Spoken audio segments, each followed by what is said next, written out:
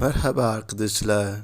Today we will learn some small sentences which are normally used in Turkish language. Before move to our lesson, please subscribe my YouTube channel. Now let's move to our lesson. Yes. Are you done? Bitirdin mi? Do you understand? Anladın mı? How do you feel?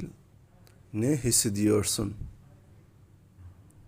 How old are you? Kaç yaşındasın? How much is it? Fiyatı ne kadar?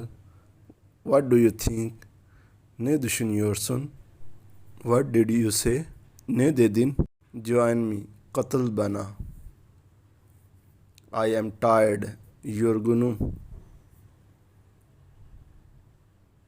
Not yet. Daha değil. Let's do it. Hadi yapalım. That's not right. Bu doğru değil.